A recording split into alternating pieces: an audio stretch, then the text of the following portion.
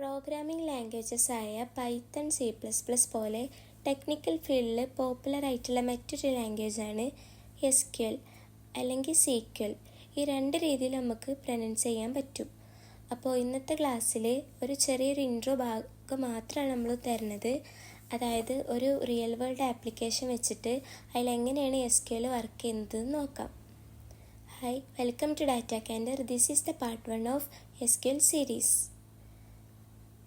ഒരു application download ആക്കി കഴിഞ്ഞാൽ ഫസ്റ്റ് കാണുന്ന ഒരു ഇൻ്റർഫേസാണ് ക്രിയേറ്റ് അക്കൗണ്ട്, അല്ലെങ്കിൽ ലോഗിൻ. ഓൾറെഡി അക്കൗണ്ട് ഉണ്ടെന്നുണ്ടെങ്കിൽ അതിനെ ലോഗിൻ ചെയ്യുക. അപ്പോൾ ഇവിടെ നമ്മൾ പ്രോപ്പറായിട്ടുള്ള ഡീറ്റെയിൽസ് കൊടുത്താൽ മാത്രമേ നമുക്ക് ഫർദർ ആയിട്ടുള്ള കാര്യങ്ങൾ കറക്റ്റിന് കിട്ടുള്ളൂ. ഇവിടെ ഇപ്പോൾ നമ്മൾ phone number, mail ID, password കാര്യങ്ങളൊക്കെ എൻ്റർ ചെയ്യുമ്പോൾ ഈ എൻ്റർ ചെയ്യലോട് കൂടിയിട്ട് എന്ത് ചെയ്യും, നമ്മൾ കൊടുത്തിട്ടുള്ള ഈ ഡാറ്റാസ് എല്ലാം ഒരു ഡാറ്റാബേസിൽ പോയിട്ട് സ്റ്റോർ ആവും. അവിടെയാണ് നമ്മൾ SQLൻ്റെ വർക്കിംഗ് വരുന്നത്. അപ്പോൾ ഈ SQL എന്തിനായിട്ടാണ് കമ്മ്യൂണിക്കേറ്റ് ചെയ്യുന്നത്? ഇത്തരം ഡാറ്റാബേസുമായിട്ട്. അതായത് ഡാറ്റാബേസ് എന്ന് പറയുമ്പോൾ അതിൽ ഒരുപാട് റോസും കോളംസും അടങ്ങിയിട്ടുള്ള ടാബിൾസാണുള്ളത്. അതായത് ഇവിടെ ഇപ്പോൾ ഒരു എക്സാമ്പിൾ കൊടുത്തിട്ടുണ്ട്.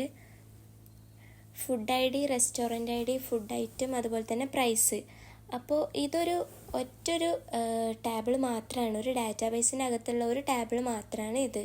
അപ്പോൾ ഇതേപോലെ ഓരോന്ന് സെപ്പറേറ്റ് ചെയ്തിട്ട് ഇതായിട്ട് വേറെ ടാബിൾസ് എന്ത് ചെയ്യും, ഒരു ഡാറ്റാബേസിനകത്ത് ഉണ്ടാവും.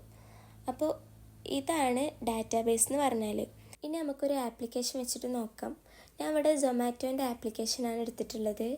അപ്പോൾ നേരത്തെ പറഞ്ഞ പോലെ തന്നെ നമ്മൾ ഫസ്റ്റ് എന്ത് ചെയ്യും, ഡീറ്റെയിൽസും കാര്യങ്ങളും എൻ്റർ ചെയ്ത് കൊടുക്കും. ഈ പ്രോസസ്സ് കൈകളോട് കൂടിയിട്ട് നമ്മൾ ഡീറ്റെയിൽസും കാര്യങ്ങളും എന്ത് ചെയ്യും, ഡാറ്റാബേസിലുള്ള ഒരു ടാബിളിനകത്ത് പോയിട്ട് സ്റ്റോർ ആയിട്ടുണ്ടാവും. പിന്നെ അത് വെച്ചിട്ടാണ് നമുക്ക് ബാക്കിയുള്ള കാര്യങ്ങളൊക്കെ എന്ത് ചെയ്യുക, നല്ല സ്മൂത്തായിട്ട് വരിക.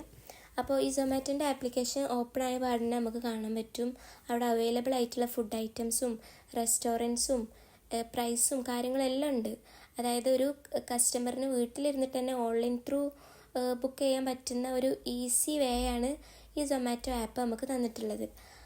അപ്പോൾ ഞാൻ ഇവിടെ ഫുഡ് ഓർഡർ ചെയ്യാൻ ഉദ്ദേശിക്കുന്നത് ലോഡഡ് ഫ്രൈസ് ആണ്. നിങ്ങൾക്ക് വേണമെങ്കിൽ ഫിൽറ്റർ ചെയ്തിട്ട് എടുക്കാൻ പറ്റും. ഞാൻ ഇവിടെ ഇപ്പോൾ സെർച്ച് ബാറിൽ പോയിട്ട് സെർച്ച് ചെയ്തു.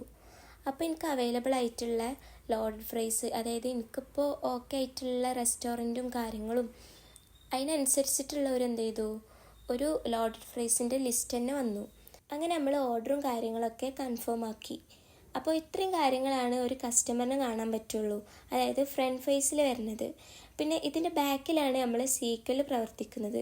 അതായത് നമ്മൾ ഫുഡ് ഓർഡർ ചെയ്യുന്ന സമയത്ത് ഇതാരാണ് ഓർഡർ ചെയ്തിട്ടുള്ളത്, അതായത് കസ്റ്റമറിൻ്റെ ഡീറ്റെയിൽസ്, പിന്നെ ഇത് ഏത് റെസ്റ്റോറൻറ്റിൽ നിന്നാണ്, പിന്നെ ഏത് ഫുഡാണ്, എത്ര ക്വാണ്ടിറ്റി ഉണ്ട്, പിന്നെ പ്രൈസ് എങ്ങനെ തുടങ്ങിയ കാര്യങ്ങളൊക്കെ എന്ത് ചെയ്യും, SQL റെക്കോർഡ് ചെയ്ത് വെക്കും. പിന്നെ അതിനെ ബേസ് ചെയ്തിട്ടാണ് നമുക്ക് ഓർഡർ കൺഫേം ചെയ്യണതും സെക്യൂർ ആയിട്ട് വീട്ടിലെത്തുന്നതൊക്കെ. അപ്പോൾ ഞാൻ ഓൾറെഡി പറഞ്ഞു, ഈ SQL ഡാറ്റാബേസിനകത്ത് എന്തുണ്ട്, ഒരുപാട് ടാബിൾസ് ഉണ്ട്.